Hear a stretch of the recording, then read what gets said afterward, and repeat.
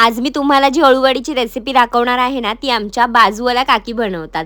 तर ह्या अळूवडी आहेत ना, उडदाच्या डाळीपासून बनवलेल्या आहेत. त्यासाठी 1 वाटी उडदाची डाळ स्वच्छ धुवून पाण्यात भिजत ठेवायची. त्यामध्ये आल्याचे तुकडे, लसणाचे काही तुकडे घालायचे आणि कमीत कमी पाण्याचा वापर करून हे सगळी पेस्ट आपण वाटून घ्यायची. एका बाउलमध्ये काढून त्यामध्ये हळद, लाल तिखट, थोडासा गरम मसाला, धणेपूड, थोडासा ओवा, चवीपुरतं मीठ आणि चिंचेचा कोळ घालून हे मिश्रण तयार करून घ्यायचं. त्यानंतर अळूच्या पानांवरचे दोर काढून मी स्वच्छ पानं धुवून घेतलेली आहेत. तर एकावर एक पान ठेवून आपल्याला हे बॅटर पानांवरती चांगलं पसरवून घ्यायचं. जसं रेग्युलर आपण अळूवडी करतो ना, त्याचप्रमाणे पसरवायचं आहे. हे मिश्रण आहे ना, थोडंसं सरसरीत असतं, बेसनासारखं चिकट नसतं. त्यामुळे व्यवस्थित पानांवरती हे मिश्रण पसरवून घ्यायचं आणि रोल आहे ना, एकदम व्यवस्थित बंद करून घ्यायचा. रोल तयार करतोय तोपर्यंत स्टीमरमध्ये पाणी गरम करत ठेवायचं. मी इथे इडलीचंच भांडं वापरते स्टीम करण्यासाठी. पाणी चांगलं गरम झाल्यावरती त्यावरती जाळी ठेवून मी प्लेट ठेवली आणि ह्या अळूवड्या 10 ते 15 मिनिटांसाठी चांगल्या वाफवून घेतल्या.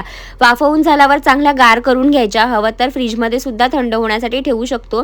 त्यानंतर आहे ना, सुरीला तेल लावून एकदम व्यवस्थित हलक्या हाताने ह्या अळूवड्या कट करून घ्यायच्या. ह्या अळूवड्यांना आपण डीप फ्राय करणार नाही आहोत, कारण डीप फ्राय करताना ह्या अळूवड्या तेलामध्ये पूर्णपणे ओपन होतात आणि मग त्या फ्राय करायला सुद्धा खूप जास्त वेळ लागतो.